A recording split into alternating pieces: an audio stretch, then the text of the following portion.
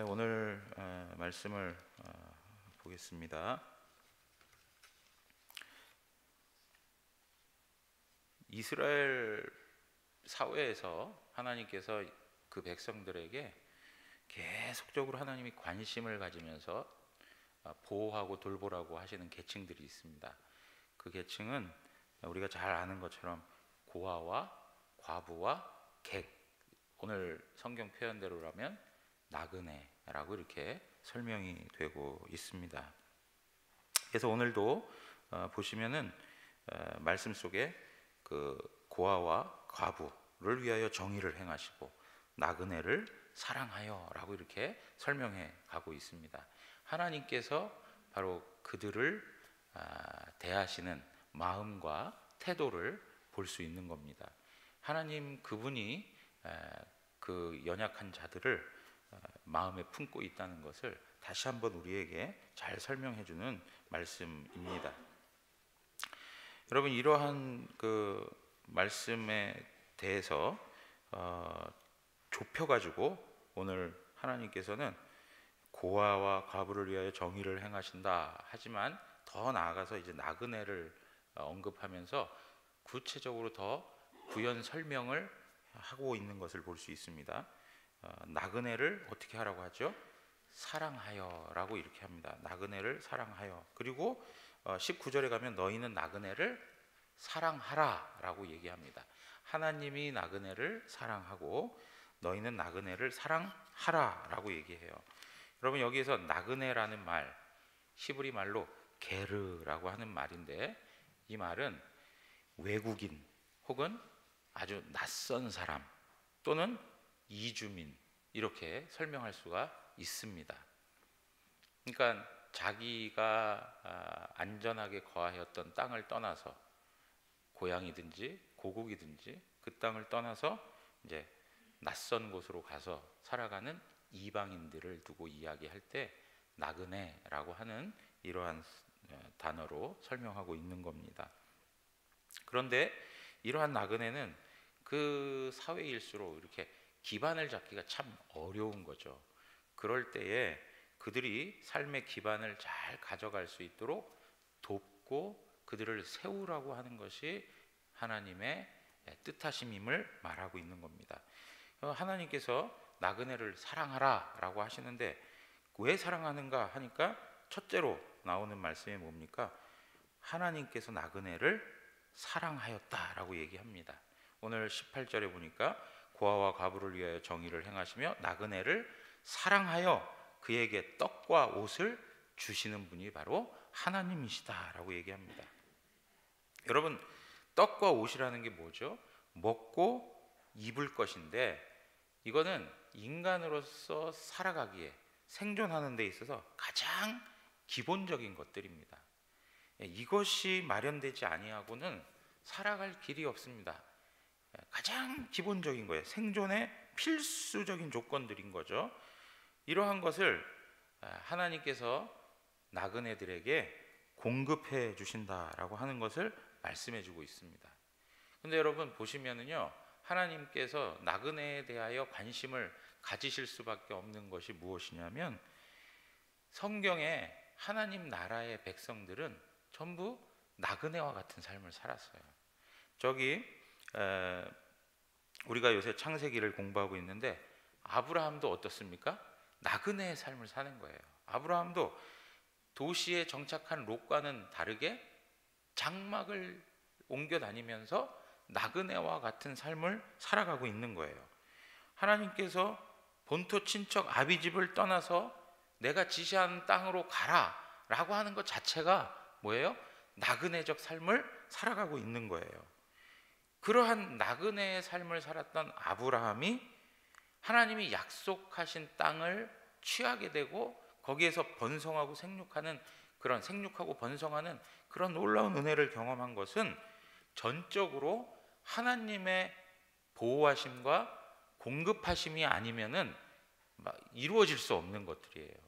그래서 하나님께서 나그네였던 아브라함을 잘 보살피시는, 하나님이 적극적으로 그 나그네를 사랑하셨던 예를 우리에게 보여주고 있습니다.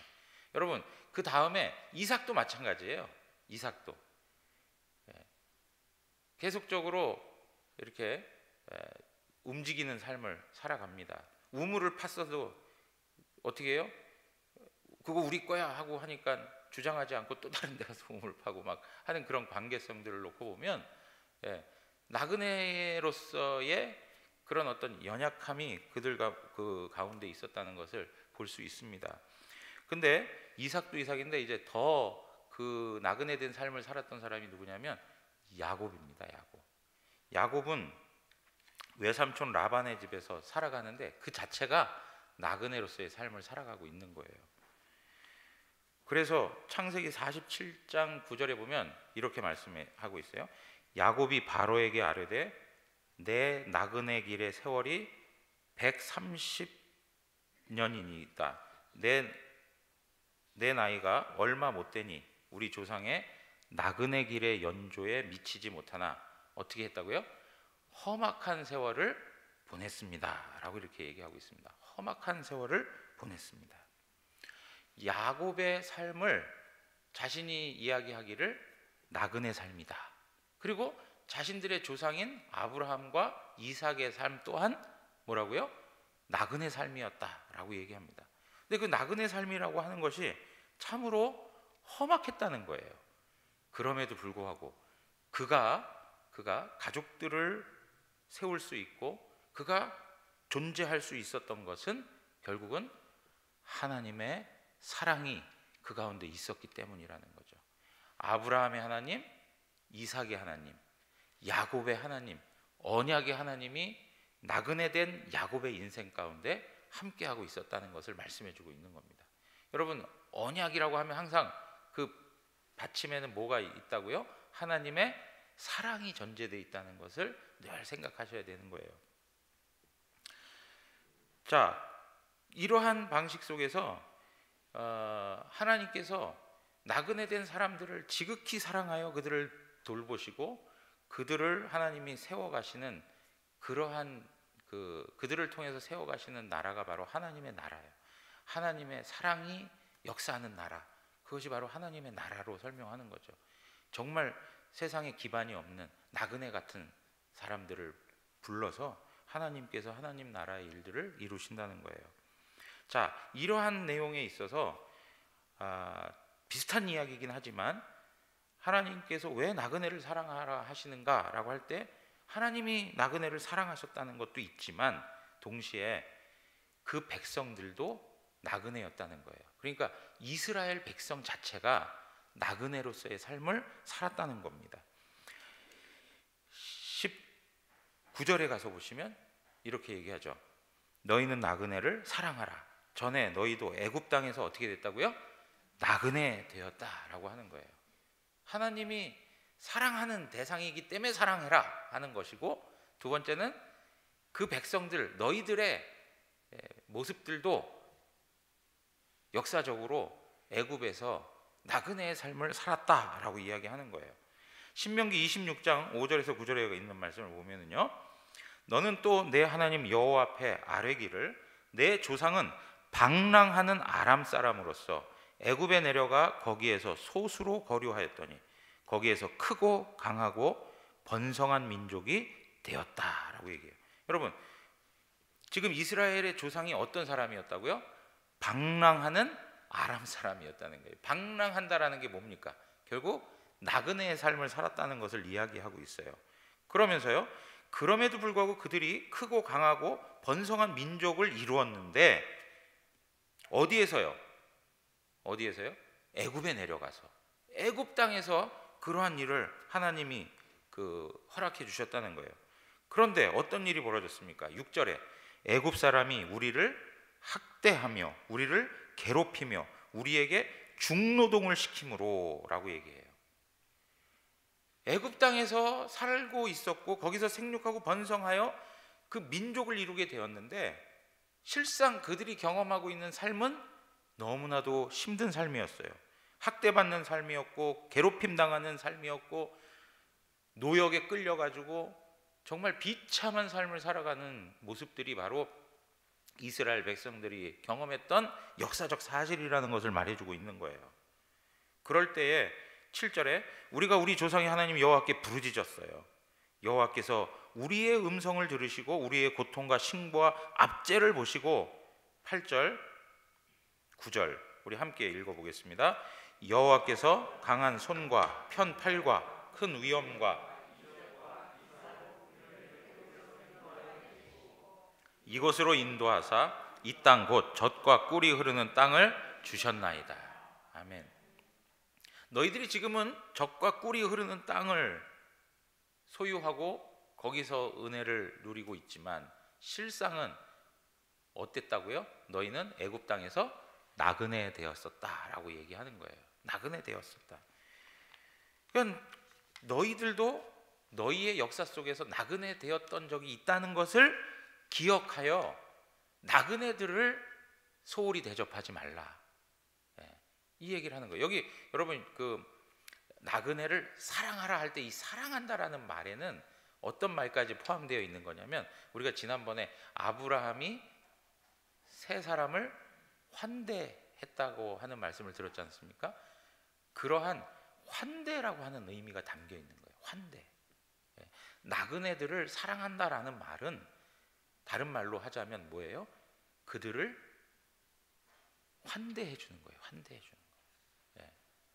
웰컴하고 환영하고 그리고 그들이 필요한 것들을 공급해 주고 그냥 막연하게 사랑하는 것이 아니라 정말 그들을 마음으로 받아들여 주고 있는 것. 그러한 것들이 바로 사랑한다라고 하는 말 속에 담겨 있는 겁니다.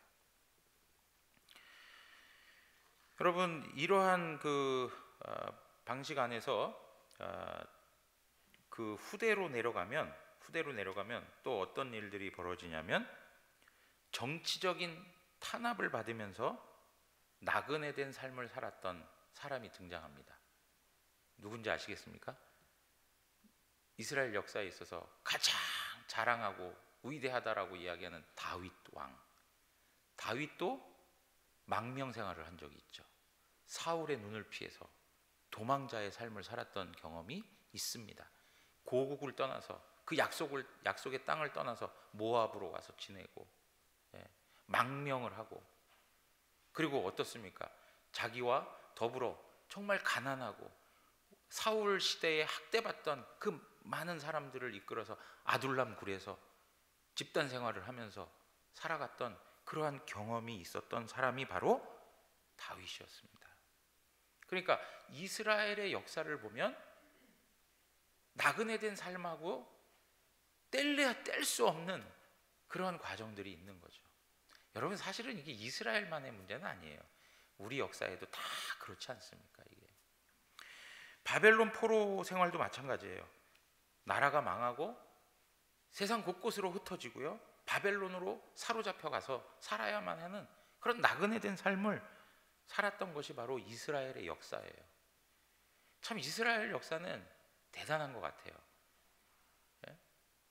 예수님 이후 로마 시대에 정말 AD 70년에 멸망을 당하고 나서 2000년 동안 나라 없이 곳곳에 흩어져 가지고 살다가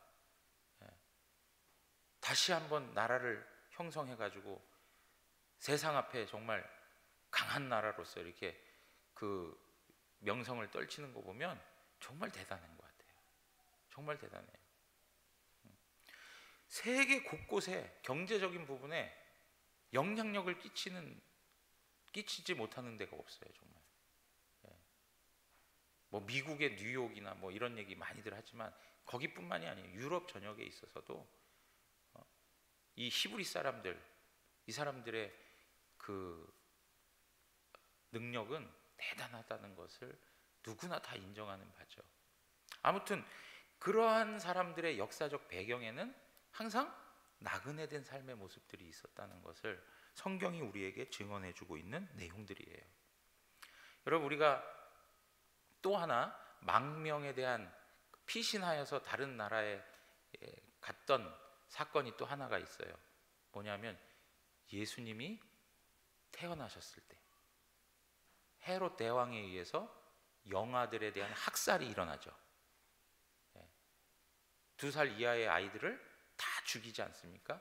그럴 때 예수님이 어디가 머무시죠?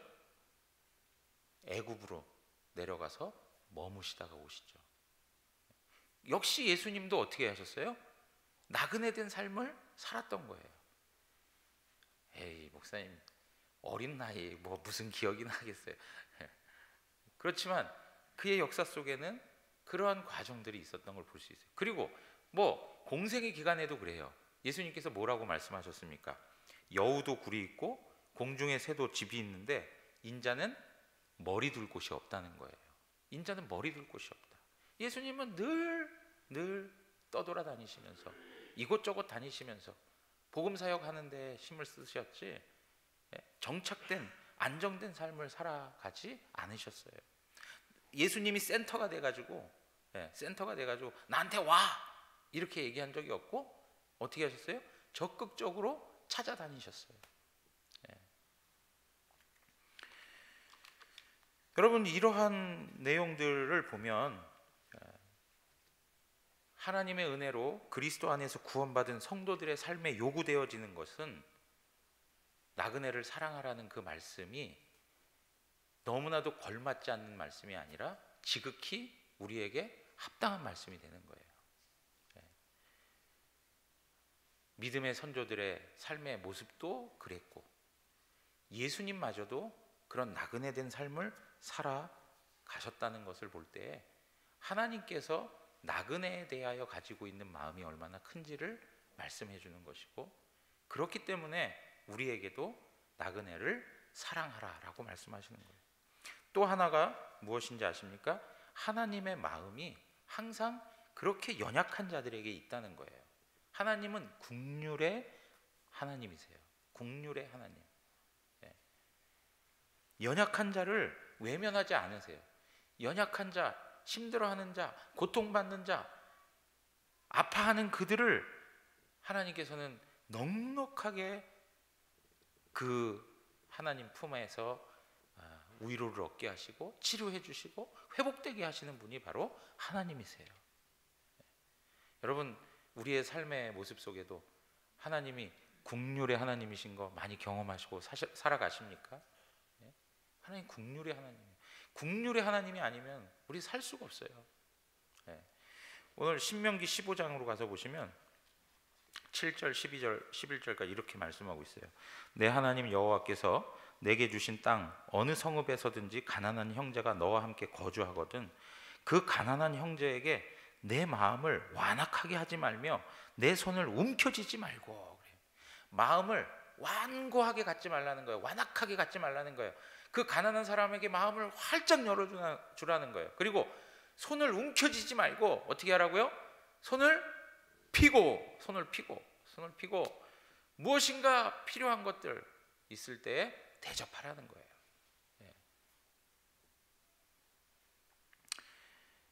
8절에 반드시 내 손을 그에게 펴서, 반드시라고 하는 말씀을 쓰고 있어요. 반드시.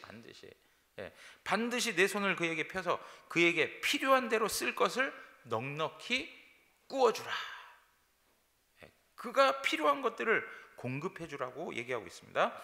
3가 너는 마음에 악한 생각을 품지 말라. 곧 이르기를 일곱째 해 면제년이 가까워왔다 하고 내 궁핍한 형제를 악한 눈으로 바라보며 아무것도 주지 아니하면 그가 너를 여호와께 호소하리니 그것이 내게 죄가 되리라.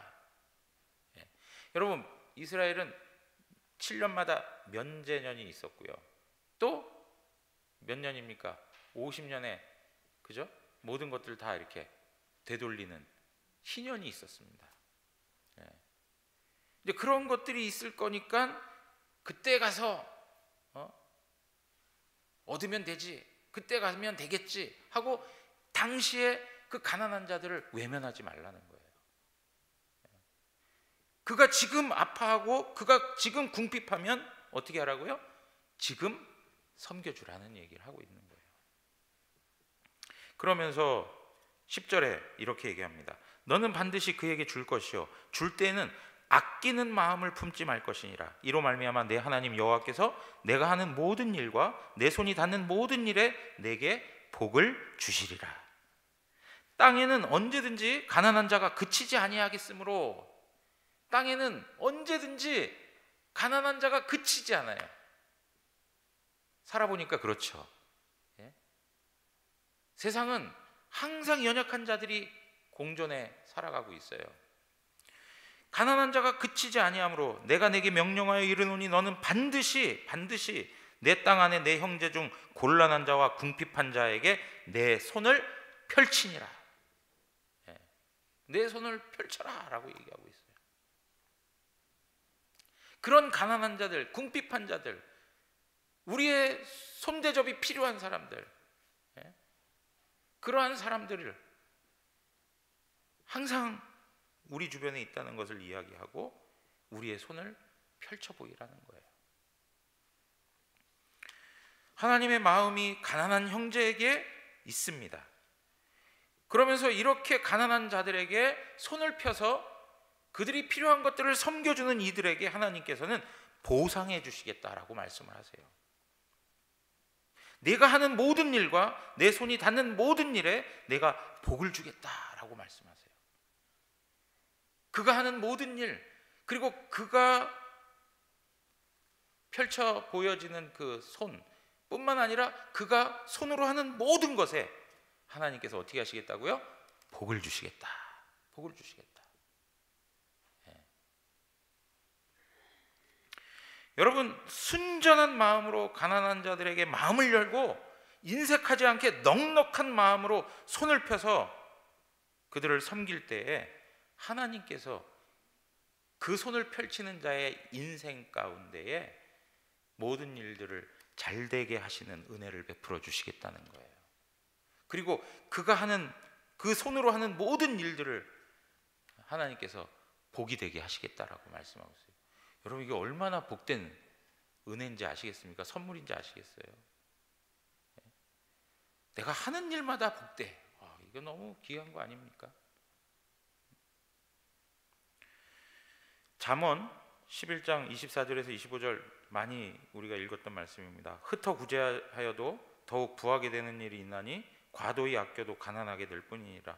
구제를 좋아하는 자는 풍족하여질 것이요 남을 윤택하게 하는 자는 자기도 윤택하여 지리라. 예. 남을 윤택하게 하면 하나님이 나도 윤택하게 하시는 거예요.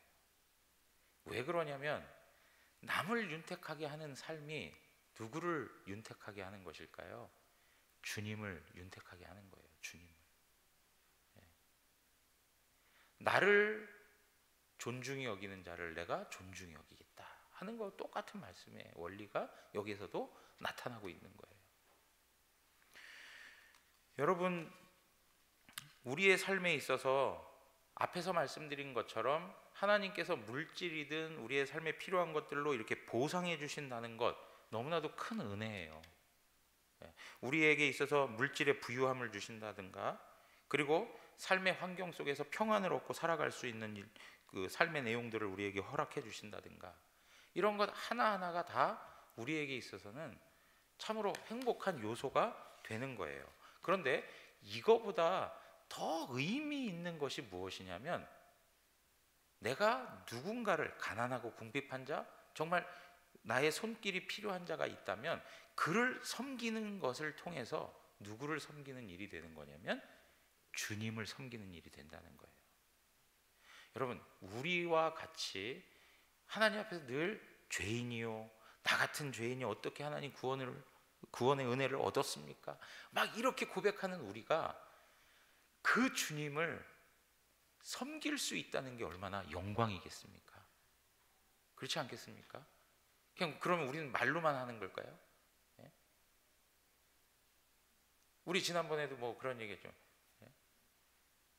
워런 버핏하고 같이 식사를 하는 것 자체가 큰 영광처럼 생각해가지고 어마어마한 돈을 거기 드리는데, 하늘의 하나님이요 천지의 주가 되시는 그 지극히 높으신 하나님하고 한 식탁에서 그분을 섬기는 것, 아브라함이 하나님을 섬기듯이 하나님의 식탁을 준비하여 하나님을 섬기는 일이 얼마나 영광스럽냔 말이에요.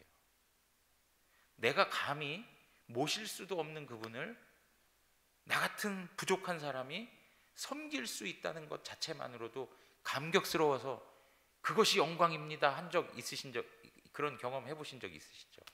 예? 근데 하나님을 섬기는 일이 바로 이런 일이라는 것을 말씀해 주고, 그것이 마태복음 25장에서 언급하고 있는 내용들이에요. 마태복음 25장 34절부터 이렇게 보시면, 그때 임금이 그 오른편에 있는 자들에게 이르시되 내 아버지께 복 받을 자들이여, 나와 창세로부터 너희를 위하여 예비된 나라를 상속받으라. 내가 줄일 때 너희가 먹을 것을 주었고, 목마를 때 마시게 하였고, 나그네 되었을 때 영접하였고, 헐벗었을 때 옷을 입혔고, 병들었을 때 돌보았고, 옥에 갇혔을 때 와서 보았느니라. 이렇게 얘기하시는 거예요. 그러니까 의인들이 이렇게 고백을 하죠. 주여, 우리가 어느 때에 주께서 줄이신 것을 보고 음식을 대접하였고, 목마르신 것을 보고 마시게 하였나이까? 어느 때에 나그네 되신 것을 보고 영접하였으며 헐벗으신 것을 보고 입혔나이까? 어느 때에 병드신 것이나 옥에 갇히신 것을 보고 가서 배웠나이까? 우리 그런 적 없는데요? 라고 말씀하는 거예요.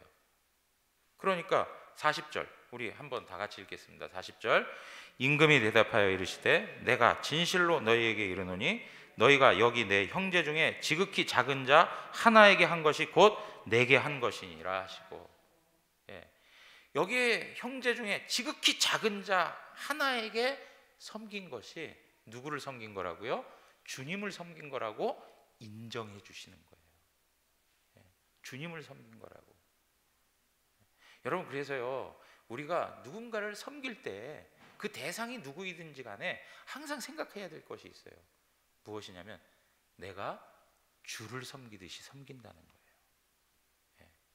주께 하듯이 섬기는 거예요. 그 마음을 가지고 섬기는 것이 가장 아름다운 섬김의 마음이 되고 자세가 되는 거예요.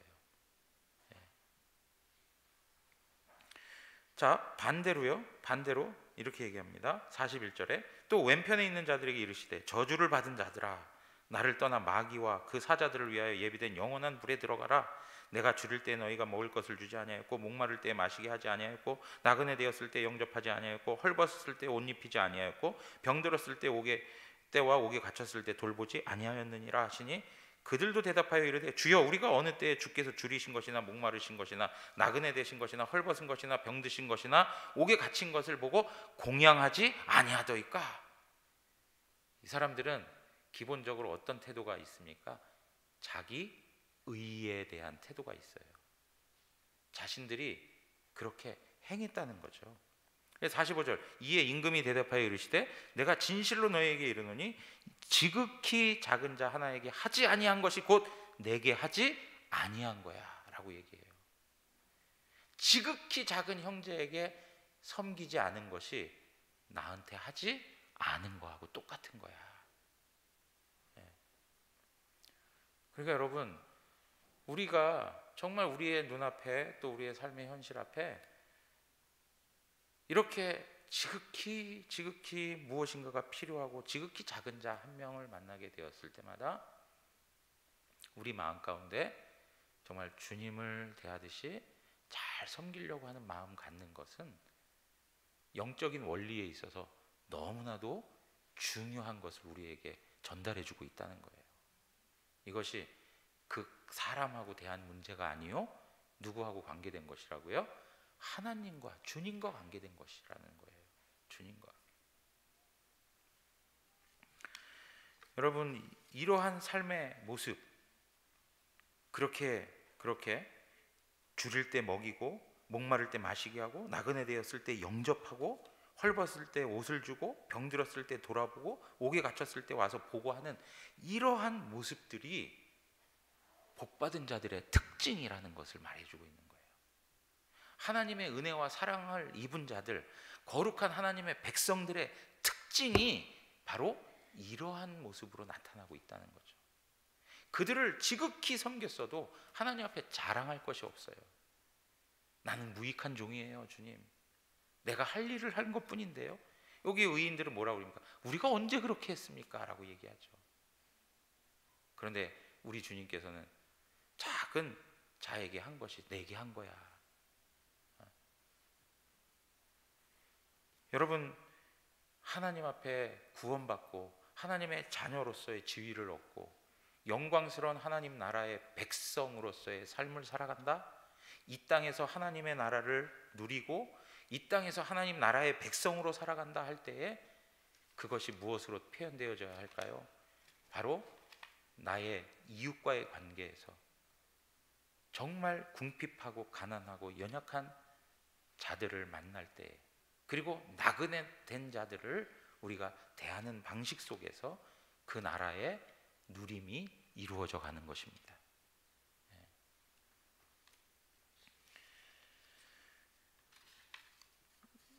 여러분, 우리는 빛의 자녀로 부름을 받았습니다.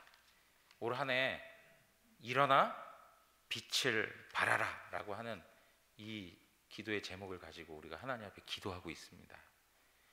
여러분, 이 시대에 정말 어느 때보다도 어려운 시대를 우리가 살아가고 있습니다. 코로나 때문에도 고통스럽고요. 그리고 전쟁이라고 하는 것이 정말 이렇게 무섭구나라고 하는 것을 다시 한번 깨닫게 되는 엄청난 전쟁의 역사가 지금 펼쳐지고 있는 겁니다. 우크라이나 난민들 지금 보니까 그 어떤 도시죠? 그 마리우폴인가요? 거기에서 죽은 사람만 몇 명이요? 한 5천 명 가까이가 된다고 그래요. 예. 그러니까 전 지역을 따지자면 뭐 숫자가 굉장히 많겠죠. 뭐 또 반대로 러시아 군인들은 무슨 죄가 있습니까? 그렇죠? 서로가 고통스러운 전쟁을 계속 해가고 있어요. 그런데 이 일로 인해서 400만, 500만 수많은 사람들이 피난길을 떠나고 난민으로서의 삶을 살아가고 있는 형편에 있어요. 여러분, 그 유튜브나 뭐 계속 뉴스를 통해서 계속 보도가 되니까 그 폐허가 된 도시들 모습들 다 보았을 거예요. 한번 그 사진 좀 잠깐 보여주실래요? 예? 이렇게 막 폭격을 당해가지고 계속 보여주세요. 막 가족들이 다 떠나는 거죠. 예. 줄 이어서 피난하는 행렬들이 계속 이어지고요. 길바닥에서 자고,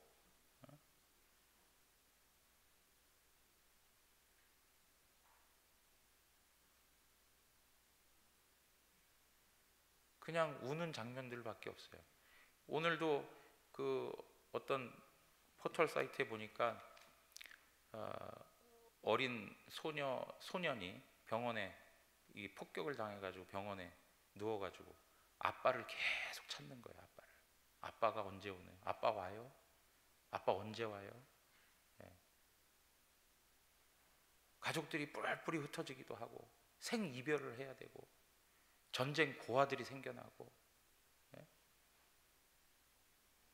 정말로 고통스러운 삶의 현실을 그들은 지금 경험하고 있는 거예요. 지옥과 같은 현실.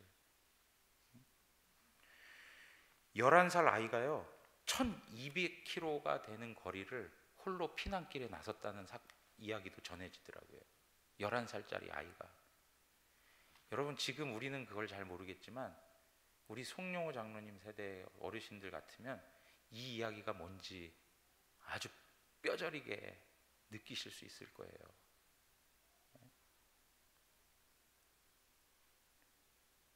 이미 돌아가신 목사님이신데 그 목사님도 처음에는 북한군으로 참전했다가 그 다음에는 또 도망쳐가지고 군인으로 참전했다가 북한과 남한을 오고 가고 도망 다니면서 보냈던 세월 그 거리가 어마어마하다. 제주도까지 가셨다가 막 그냥. 그 북한에서는 북한 군인으로 전사된 것으로 생각돼가지고 그 가족들을 되게 이렇게 보호를 해주는 것 같고요. 그래가지고 남한에 살고 계시는데 남한에서는 또 국군으로 알아가지고 그래가지고 이산가족 할 때도 못 만났어요. 왜냐니까 남한에 있는 줄 알면 그 가족들에게 피해가 될까봐. 완전히 생이별을 하고 살아가는 이런 고통스러운 현실들.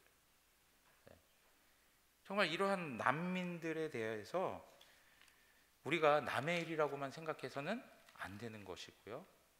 정말 우리가 전쟁을 보면서 끊임없이 하나님 앞에 기도해야 됩니다. 전쟁이 속히 종식될 수 있도록.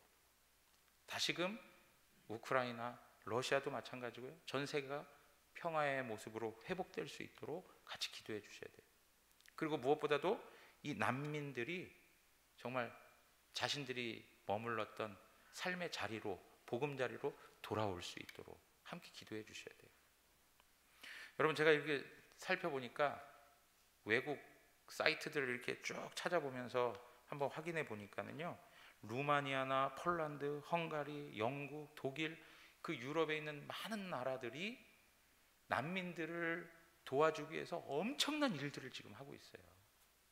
그런데 특별히 하나님의 교회들이 발벗고 나서 가지고요, 교인들이 집을 오픈하고, 그래서 자기 집에 난민들을 드리기도 하고, 그리고 예배당에 그 숙소를 다 마련해 가지고 거기 와서 머물 수 있도록 하고.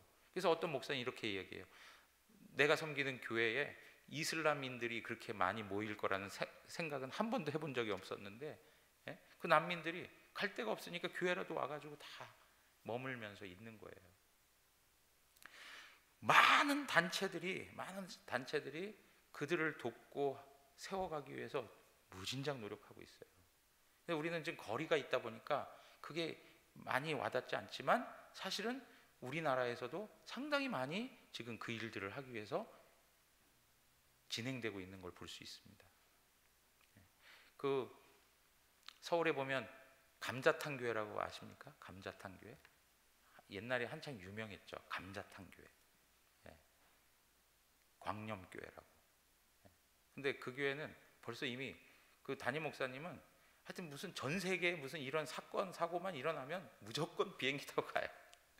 옛날에 그 일본 쓰나미가 있었을 때도 가가지고 직접 원조하고 그냥 가서 도와주고, 요번에도 보니까 직접 목사님 가셔가지고 거기 상황들 다 파악하고 거기 돕기 위해서 전 교인이 같이 움직이고 하는 것들을 볼 수 있는데요. 여러분, 우리가요, 이 분들을 섬기고 돕기 위해서 저희 교회도 그냥 뭐 성금을 모읍시다 해서 전달할 수도 있어요. 그런데 우리 교회만이 아니고 이러한 내용들을 우리 주변 사람들에게 더 많이 알리고 확산시켜서 성금을 모금하는 것에 동참할 수 있도록 하기 위해서 저희 오늘 재직회 때도 말씀을 드렸는데요, 걷기 대회를 계획하고 있어요. 걷기 대회. 어느 한 구간을 우리가 결정해가지고, 우리 성도님들 걷는 거 좋아하시죠? 예? 다이어트 때문에도 그렇고 뭐 건강 때문에도 걷는 거 좋아하시는데, 일정 구간을 정해가지고 그 거리를 걸으면서 우크라이나 난민을 위한 성금 모금을 하려고 해요. 내가 아는 지인들도 걷기 대회에 참여할 수 있도록 해서 교회의 문턱을 좀 낮추는 그런 일들도 좀 하고요. 그리고 이 전 세계의 이슈가 되는 이 문제에 대해서 교회가 또 적극적으로 나서서 이런 일들을 섬긴다고 하는 것들을 세상 가운데 또 잘 설명해가는 방법도 중요한 거라고 생각합니다. 그래서 우리 지인들에게 함께 걷도록 동참을 권하고, 또 걸을 수 없다면 성금이라도 같이, 기부금이라도 같이 해서 전달해가지고 우리가 그 모든 기부된 금액을 우리 우크라이나 난민들을 돕기 위한 일들로 사용할 계획들을 가지고 준비하고 있습니다. 뭐 구체적인 그런 계획안들에 대해서는 앞으로 계속 설명해 드리겠지만, 여러분들 이러한 일들을 가지고 같이 기도해 주시고요, 정말 이 난민들을 위해서 함께 마음속으로 또 실질적으로 섬기는 일들이 있었으면 좋겠습니다. 이러한 일들은요, 우리 자녀들에게도 굉장히 중요한 교육이 된다고 저는 생각합니다. 우리가 그냥 단지 내 삶에만 묶여 사는 존재가 아니고 하나님께서 아브라함에게 주셨던 사명, 천하 만민이 너를 통해서 복을 받겠다 하셨던 그 말씀처럼 우리의 삶이라고 하는 것은 우리 가족에게만 국한되어 있는 것이 아니고 전 세계 열방에 많은 영혼들을 향하여 하나님이 일하시는 일들을 보고 하나님의 역사하시는 그 길을 따라서 함께 섬길 수 있는 그러한 공동체가 될 수 있도록, 우리의 다음 세대가 될 수 있도록 우리 자녀들의 시각을 확 열어주는 일들도 된다고 생각해요. 그래서 여러분들께서 이렇게 하는 일들 하나하나를 정말 의미 있게 생각하시고 같이 동참해 주시기를 원합니다. 여러분, 로마서 12장 15절에 이런 말씀이 있습니다. 즐거워하는 자들과 함께 즐거워하고 우는 자들과 함께 울라라고 했습니다. 우리가 이들의 눈물을 사진을 통해서 보았습니다. 유튜브를 통해서 그들이 기가 막혀서 정말 절망스러워서 탄식하는 그 고통의 눈물들을 보았습니다. 그들이 울고 있을 때 우리도 조금이라도 같이 마음을 나눌 수 있는 그러한 우리 대구 영안교회 성도들 또 교회의 모습들이 되기를 다시 한번 주님의 이름으로 부탁을 드립니다. 우리가 이러한 일들을 위해서 계속 기도해 나가기를 원합니다. 우리 시간 다 같이 일어나시